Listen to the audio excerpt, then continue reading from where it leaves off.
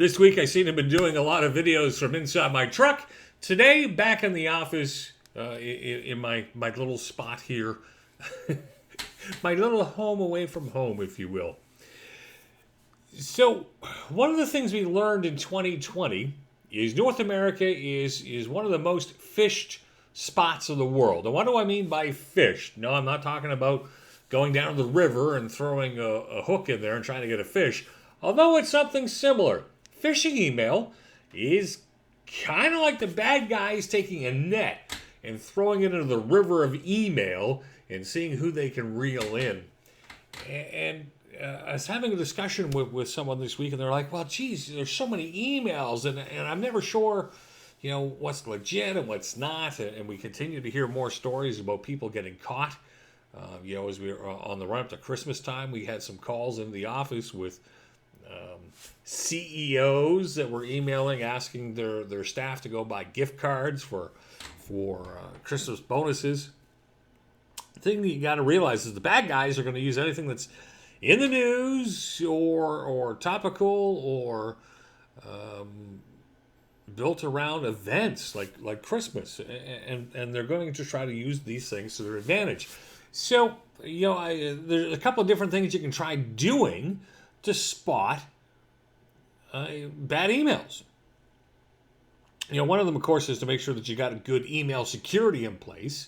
And if you work for a company, hopefully they've got that in place. And if you're a business owner or executive, you've got to try to keep this email away from your staff. Increase productivity.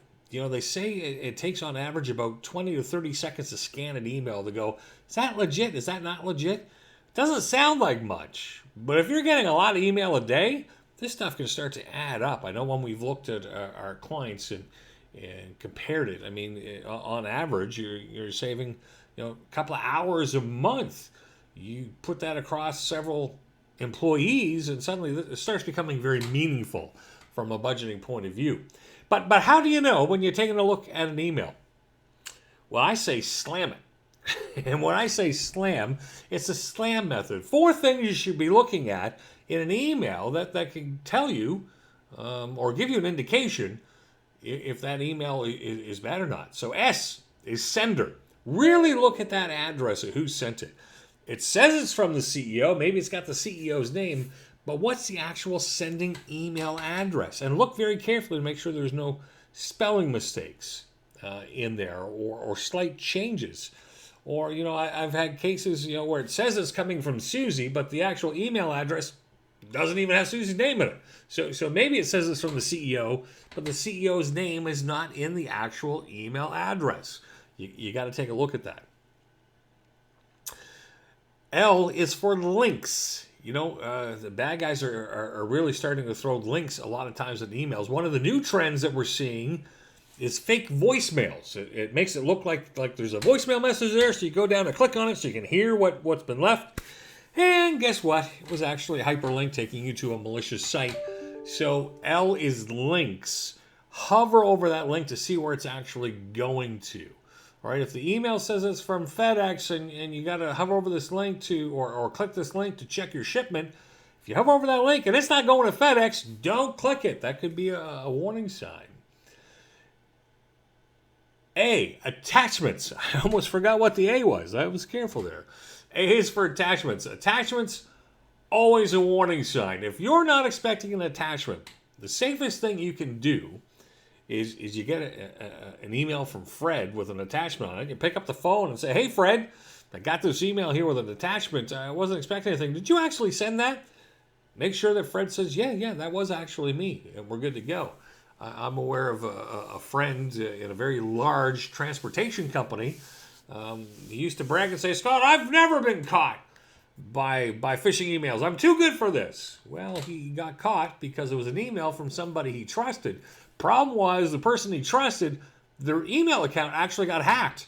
And the hackers were sending out email, legitimate email. I mean, let me back up.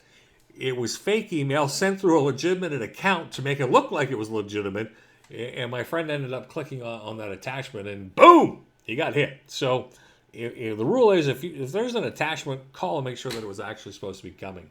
And M is message. Is there spelling? Is there grammar mistakes? What are they saying? Are they trying to use emotion to get you to take some sort of action, or to provide them information, personal information, financial information?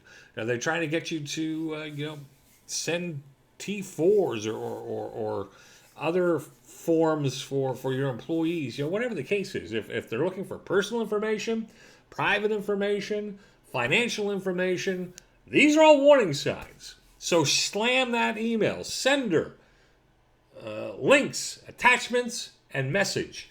Check those 4 things.